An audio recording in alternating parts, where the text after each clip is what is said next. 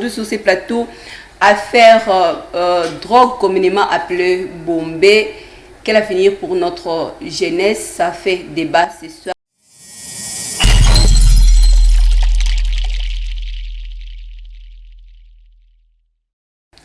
Il y a le phénomène Bombay qui ne cesse d'inquiéter l'opinion publique et aussi les gouvernements, mais également de nombreuses familles, étant donné qu'aujourd'hui la jeunesse se livre à ce que j'appelle l'autodestruction. La drogue qu'on appelle Bombay, en fait pour moi c'est vraiment une inquiétude.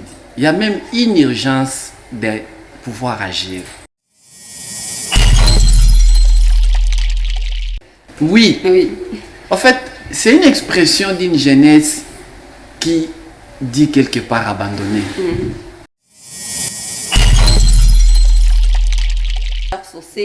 On va en décortiquer ça avec notre très cher invité, Aimé Kazika. Il est le représentant d'un réseau de jeunes. Il est aussi l'encadreur de jeunes. Bonsoir et bienvenue, monsieur Aimé.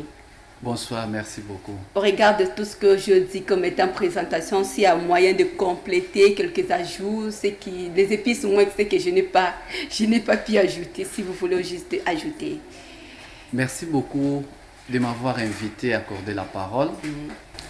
Il y a le phénomène Bombay qui ne cesse d'inquiéter l'opinion publique et aussi les gouvernements, mais également de nombreuses familles, étant donné qu'aujourd'hui la jeunesse se livre à ce que j'appelle l'autodestruction. La drogue qu'on appelle Bombay, en fait pour moi c'est vraiment une inquiétude. Il y a même une urgence de pouvoir agir. Et si je vois le président de la République qui lui-même s'engage au Conseil des ministres de pouvoir éradiquer ces phénomènes, cela démontre combien les numéro 1 du pays, les premiers citoyens s'inquiètent de l'avenir de ces pays. Ça, c'est le premier élément. D'aider quand on voit les images, quand on voit ce qui se passe, comment les jeunes s'autodétruisent. Quelque part, en tant qu'encadreur de jeunes, je ne peux rester sans mots. Et il apparaît aussi important et impérieux de pouvoir réagir. C'est vrai, on n'a pas le pouvoir de réagir directement, mais l'autorité publique a réagi puisqu'on a suivi l'arrestation, le démantèlement de plusieurs réseaux de narcotrafiquants, de Bombay. Ça rassure.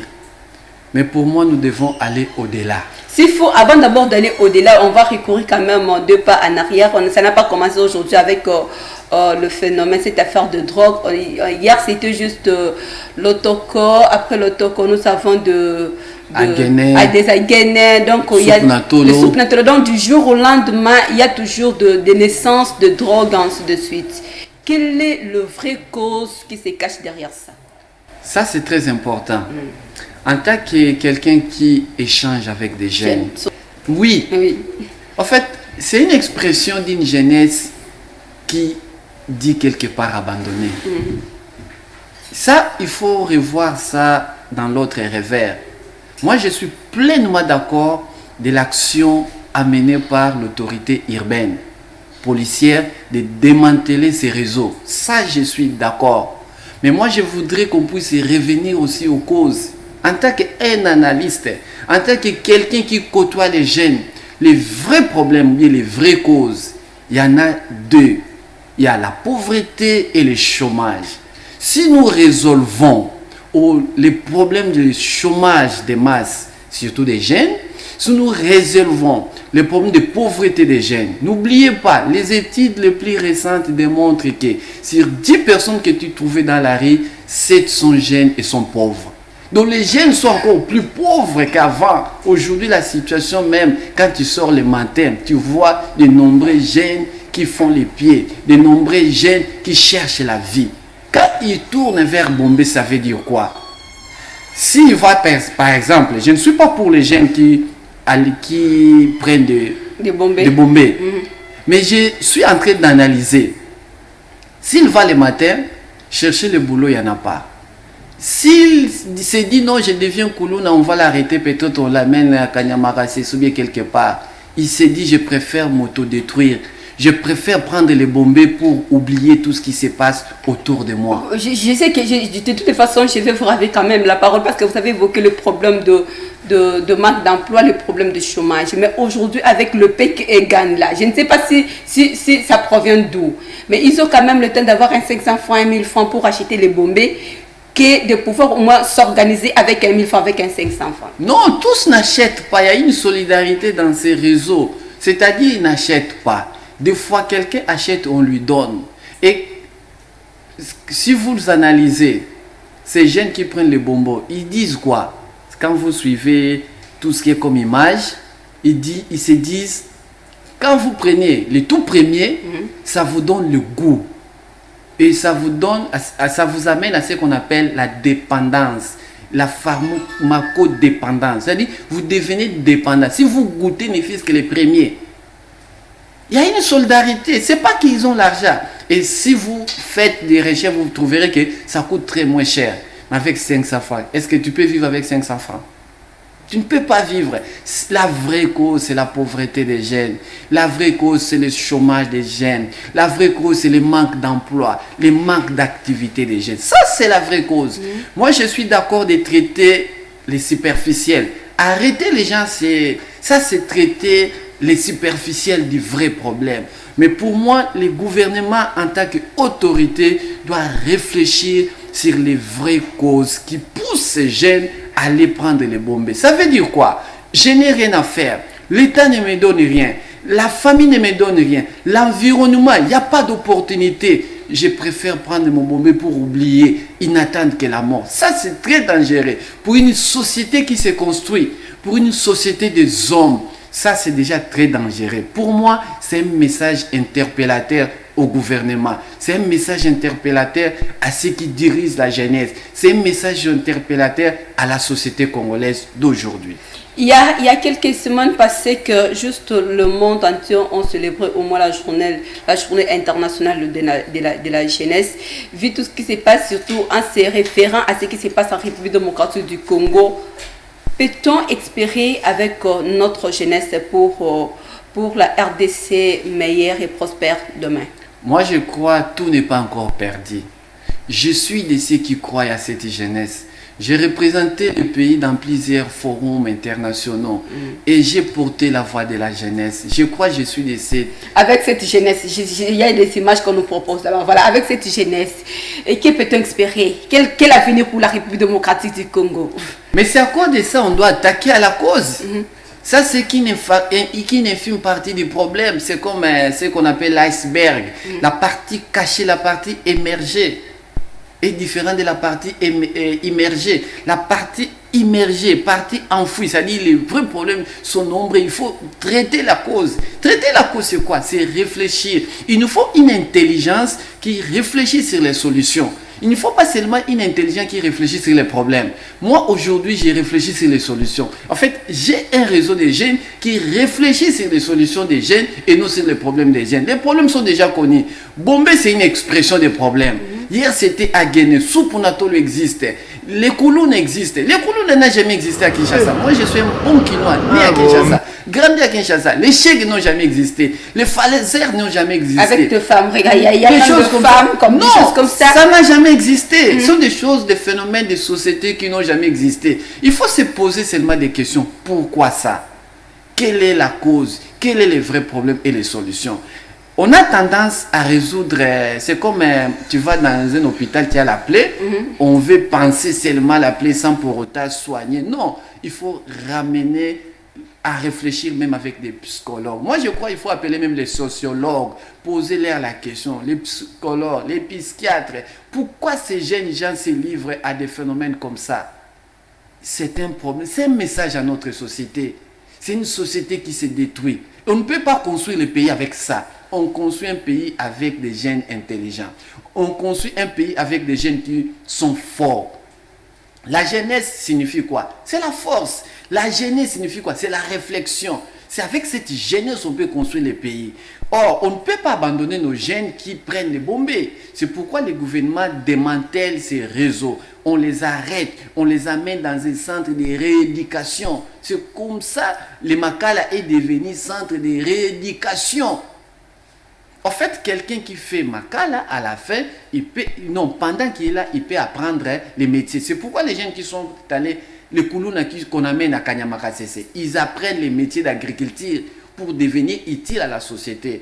Pour moi, ce n'est pas tard. Maintenant, quelle est l'intelligence qu'on doit faire, qu'on doit mettre en œuvre? C'est-à-dire utiliser les jeunes, la jeunesse qui réfléchit, mais les jeunes qui réfléchissent. Où faut-il trouver ces genres de personnes? Ils sont nombreux, les jeunes sont là.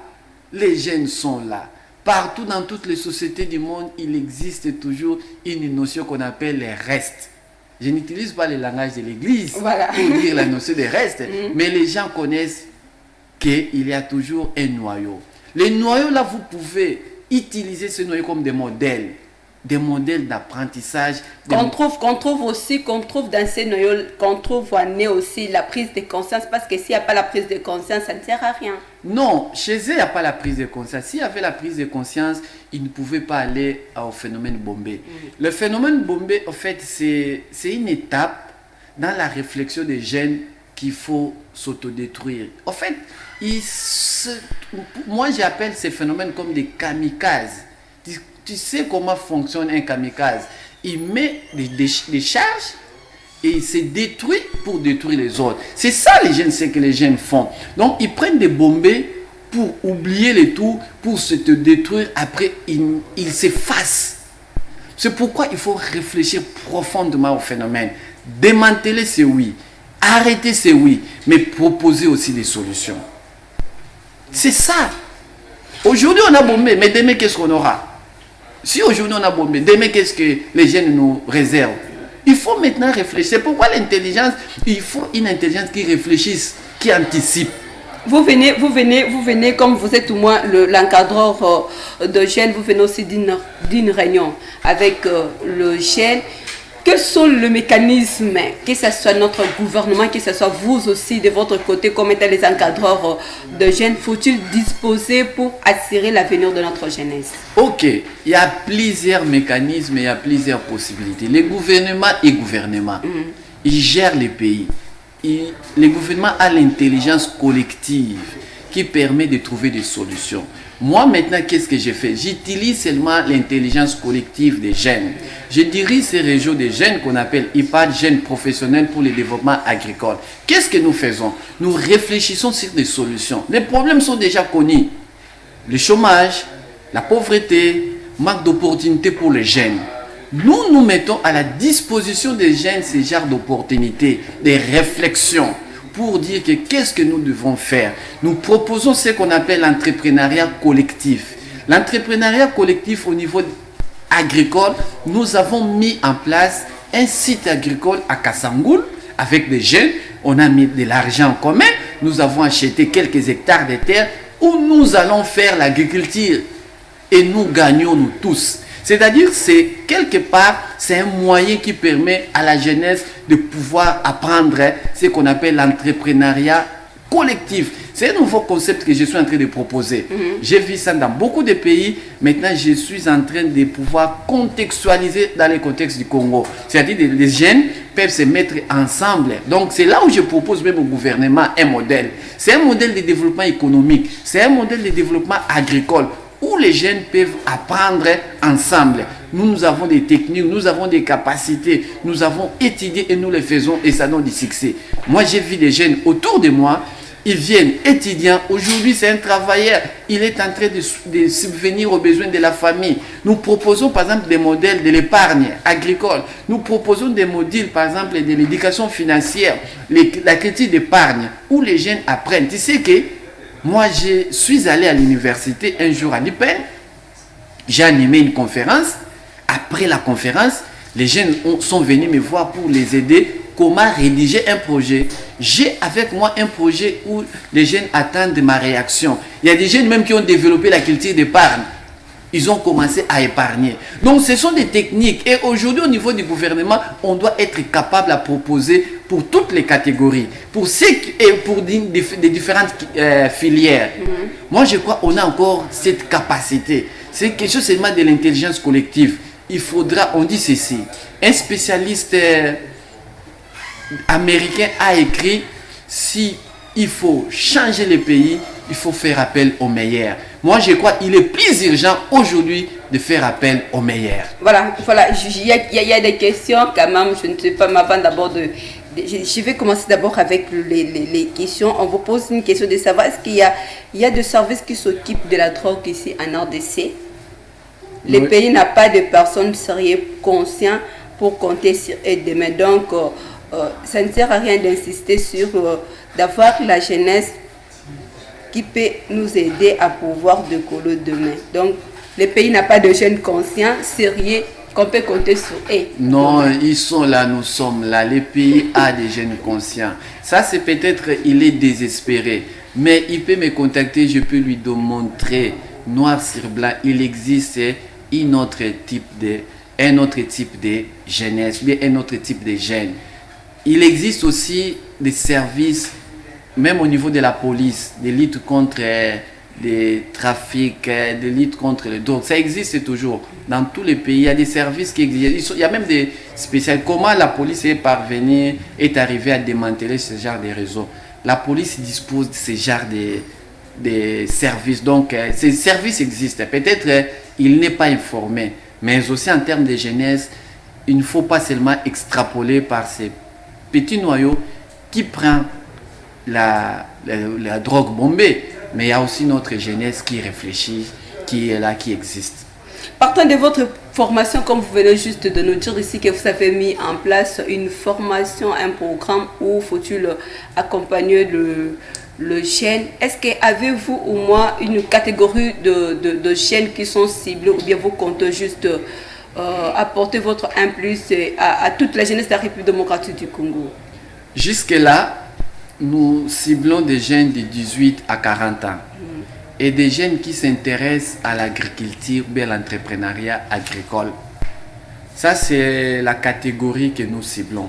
Nous ne sommes pas seulement à Kinshasa, nous sommes aussi dans 8 provinces de la RDC.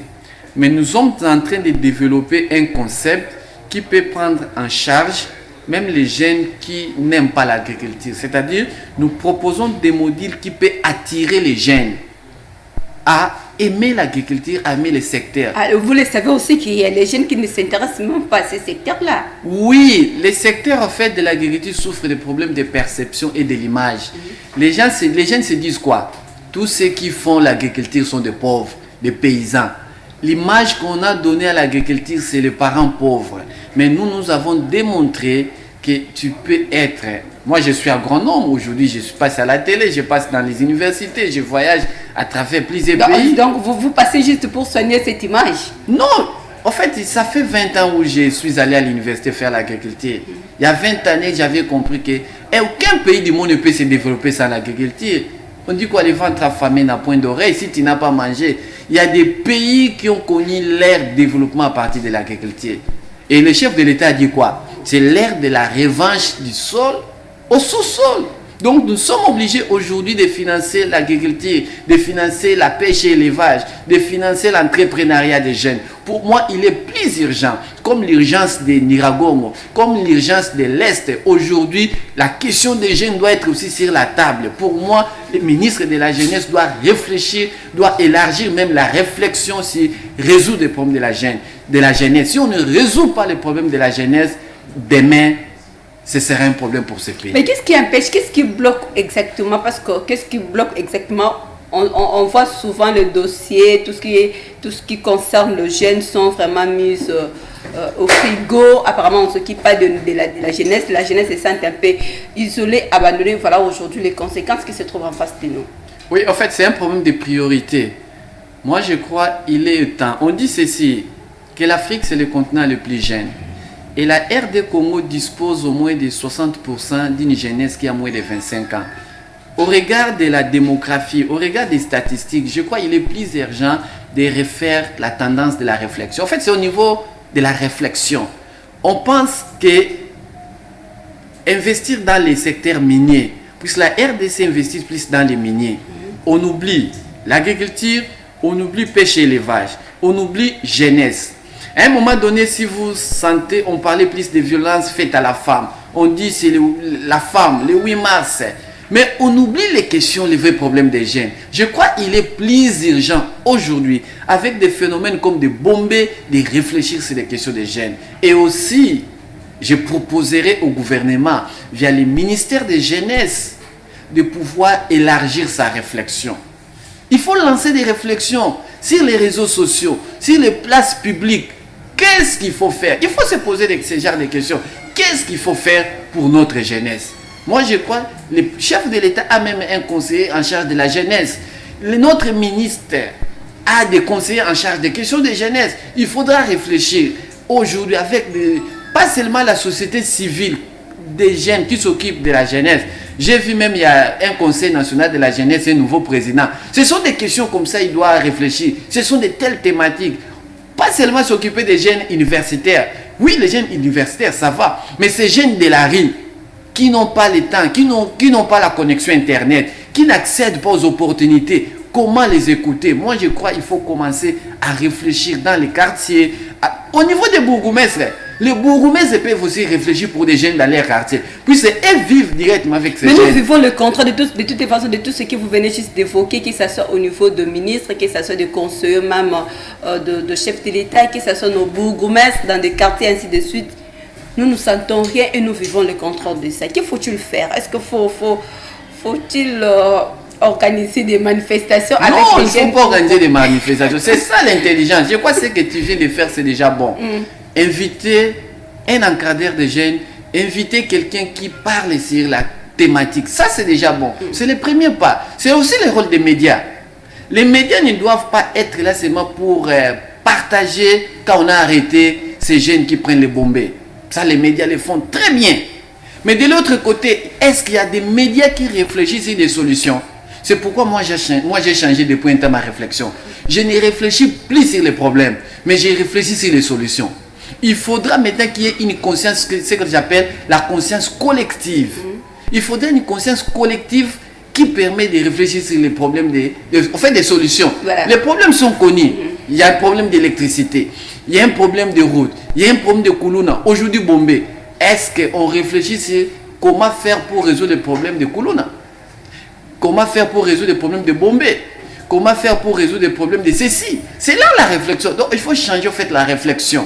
C'est tout. Quand vous changez la réflexion, c'est le début de la solution. Vous avez eu quand même l'opportunité de parcourir le monde entier, s'il faut le dire, cette grâce, vous en avez eu. Mais s'il faut analyser les autres par rapport à nous, où en sommes-nous?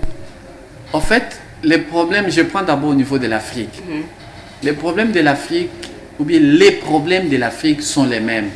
Il y a toujours le problème de la démographie, c'est-à-dire la jeunesse. L'Afrique, le continent le plus jeune, il y a tellement les universités mettent beaucoup de jeunes sur les marchés d'emploi, les problèmes de l'emploi se posent presque partout, mais peut-être à différents niveaux. Les problèmes de banditisme urbain, compte tenu de la pauvreté des jeunes qui accroît, il y a maintenant le banditisme urbain. Aujourd'hui, la Covid a touché pratiquement tous les pays du monde. Mais la différence avec les autres pays, les autres nations, c'est la réflexion au niveau des réponses. Un jour, j'ai écouté l'ambassadeur du Maroc, ou bien quand j'étais au Maroc, il dit, même le problème du chômage se pose aussi chez nous. Mais quelle est la différence? Et maintenant propose des programmes d'encadrement des jeunes. Mais c'est là où nous n'avons pas de programme de jeunes. Il y a eu un programme qu'on appelait même un programme d'entrepreneuriat des jeunes qui n'a pas donné grand-chose. Chez nous, ce sont des idées. Nous, on s'arrête au niveau des idées. Nous, on s'arrête au niveau des panneaux publicitaires. Nous, on s'arrête au niveau des chantiers. C'est par manque de vision ou bien c'est par manque de Oui, quoi? ça aussi, c'est un autre problème. C'est le manque de vision et de leadership. Aussi, c'est la volonté. Je vous dis, il existe des programmes, si vous mettez aujourd'hui en place, 4 ans, 3 ans, c'est beaucoup. Vous verrez beaucoup de jeunes sortir de la pauvreté. C'est-à-dire quoi? Accéder à des opportunités de travail. Mais aussi, il faudra, dans mon article que j'ai écrit sur Bombay, j'ai dit ça quelque part, il faut ne payer des jeunes qui travaillent, qu'ils soient bien rémunérés. Les jeunes aussi sont mal payés. Ils ne peuvent pas investir puisqu'ils Là sont même, mal n'en payés. parlons même pas parce que c'est l'État aussi. Bon, de toute façon, l'État ne s'occupe même pas de ça. Il n'y a pas de contrôle à tout ce qui concerne. Donc, les jeunes se sentent toujours isolés, abandonnés partout. Non, oui, ça aussi c'est un autre problème. Il faut que les peu de jeunes qui travaillent, on doit sécuriser leur travail. Ils doivent être bien payés. On ne peut pas payer un jeune 30 000 francs. On ne peut pas payer un jeune 50 000 francs. Ils doivent être bien payés. Un jeune qui est bien payé, ça veut dire, il fera quoi? Il peut réinvestir cet argent dans des projets agricoles, dans autre chose. Ça aussi, c'est un autre travail. Je crois que c'est le rôle du ministère du Travail. Il doit insister. C'est ça ce que j'appelle l'intelligence collective. C'est ça ce que j'appelle la conscience collective. Une fois nous avons la conscience collective, ça va arriver. Mais il y a une notion que j'ai toujours dit. Pour sauver une nation, à un moment donné, il faut qu'il y ait une génération qui se sacrifie. Nous sommes obligés, que nos autorités doivent se sacrifier pour cette jeunesse. Sinon, demain, elle va retourner contre elle. Dans ce sens que, voilà, les bombés, ils vont prendre les bombés. Ils ne font rien. Ils ne font le mal à personne. Mais seulement, ils se détruisent. Mais d'autres deviennent maintenant très violents. On m'a appris, il y a des gens qui ont pris des bombés quelque part, puis ils ont attaqué des gens paisiblement. Tu vois, ça aussi c'est une autre conséquence. Donc, je suis là votre page, moi, par rapport à votre article que vous avez juste publié. Ici, vous interpellez juste le pouvoir public de pouvoir revoir sa politique de création d'emplois pour le jeune et surtout sur le système éducatif congolais. Voilà, ça j'insiste beaucoup.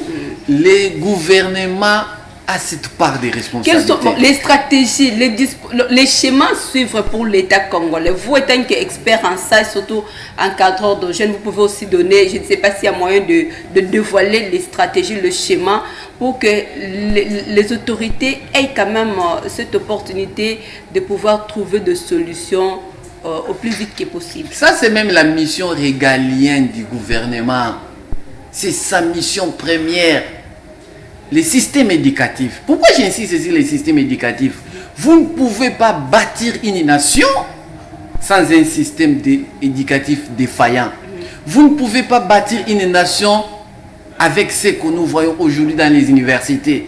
Un jeune qui quitte l'université, qui n'a ni connaissance, ni aptitude, qui ne sait même pas s'exprimer. Ça, c'est un système défaillant. Notre système éducatif, aujourd'hui, c'est prouvé que c'est défaillant. Il faut revoir. Revoir signifie quoi? Il faudra un système éducatif qui correspond, par exemple, pour l'université, au marché d'emploi.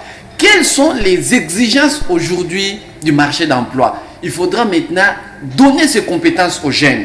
Pendant que les jeunes est à l'université, il faut lui doter des capacités. Une fois qu'il quitte l'université, il devient facilement repérable par les employeurs. Ça signifie quoi? Si je suis journaliste comme vous êtes là, si je suis agronome, je dois déjà apprendre à développer des capacités, des compétences pendant que je suis étudiant. Une fois que je quitte, je suis prêt. C'est ça côté système éducatif. Donc il faudra faire une corrélation entre le marché de l'emploi et les systèmes éducatifs. Il faut qu'il y ait une corrélation. Je parle encore, le deuxième point, j'ai parlé des politiques sur la jeunesse. Il faudra des programmes des jeunes. Le ministère de la jeunesse, je crois, il dispose d'un plan stratégique pour les jeunes. Mais il faudra quitter de la réflexion stratégique vers des programmes palpables qui touchent l'artisanat, qui touchent l'agriculture, qui touchent les petits métiers. Il faudra des programmes comme ça et développer, on appelle ça des programmes pilotes. Des programmes pilotes, ça signifie quoi? Par exemple, dans les domaines, comme je suis spécialiste de développement agricole, on dit nous allons commencer par un groupe de jeunes. Par exemple, 20 jeunes. Vous allez développer ce qu'on appelle l'entrepreneuriat collectif. C'est-à-dire un groupe de 20 jeunes, vous faites quelque chose d'ensemble. Ces modèles agricoles, une fois réussis, vous dupliquez ça dans d'autres provinces et dans d'autres régions. Ça sont des choses comme ça. Moi, je connais des pays qui ont atteint la sécurité alimentaire à 4 ans. Donc, il y a des programmes avec 4 ans d'existence, de pilotage. Ça peut donner des modèles. Donc, il faudra développer des modèles dans tous les domaines. Et ces modèles-là peuvent être dupliqués, répliqués, multipliés dans d'autres zones, dans d'autres provinces. Voilà les schémas. Nous sommes arrivés au moins à la fin de cette émission. Nous savons que ça nous reste au moins 2 minutes pour boucler cette émission. Quel message d'espoir lancez-vous à la jeunesse congolaise? Ah, ça c'est très important. Il ne faut pas seulement condamner la jeunesse. J'ai un message d'espoir pour les jeunes. il y a encore de l'espoir pour toute personne qui vit. Il y a encore de l'espoir. Tant que tu vis, il y a de l'espoir. Il n'y a pas l'espoir pour celui qui ne vit pas. Il y a de l'espoir avec cette jeunesse. Mais cette jeunesse, je crois, il y a de l'espoir. Pour moi, les autorités du pays doivent compter sur sa jeunesse. Mais quelle jeunesse? Une jeunesse consciente, une jeunesse qui se met autour des réflexions pour changer ce pays. Je crois que nous avons cette responsabilité, nous jeunes, de contribuer dans les changements de ces pays. Et je suis de ces jeunes-là qui acceptent de pouvoir accompagner les autres au changement. Je vous donne un rendez-vous dans 2 ans. Je vous donne un rendez-vous dans 1 année. Vous verrez ce que nous faisons. Moi d'ailleurs, je souhaiterais même y revenir après 1 mois, s'il faut le dire, en attendant qu'on observe d'abord les réalités ou bien les évolutions des autorités sur le terrain. Mais avant ça, votre interpellation, c'est parce que là, vous avez donné un message d'espoir aux jeunes, votre interpellation aussi aux autorités compétentes de la République démocratique du Congo face à cette affaire de drogue. Par rapport à ça, je l'ai dit et je le dirai encore, le gouvernement de la République est responsable face à ce qui se passe. La réalité du phénomène Bombé, c'est un message interpellateur au gouvernement. Moi, je crois qu'il est plus urgent de réfléchir sur les causes que de réfléchir sur les conséquences. Traitons les causes et vous verrez les jeunes seront derrière vous. Merci beaucoup, Monsieur Aimé Kazika, d'être là ce soir. Merci bien. Ce n'est fini pour ce soir, nouveau du soir. Merci. Aujourd'hui, nous avons eu l'opportunité d'analyser cette affaire de drogue communément appelée Bombé. Donc, Monsieur Aimé vous a tout dit. Quittons d'abord un peu. Essayez un peu de quitter d'abord nos bureaux. Hein. Avec nos climatisations, là, vraiment, ça ne nous donne pas l'envie de pouvoir apporter un plus à notre jeunesse. Donc, quittons d'abord nos bureaux climatisés. Descendons sur le terrain, sensibilisons d'abord de jeunes. Essayez un peu d'être en face de jeunes comme M. Aimé. Ça sera juste un plus pour le l'épanouissement, le développement même de notre jeunesse. Je dis merci à la grande équipe technique.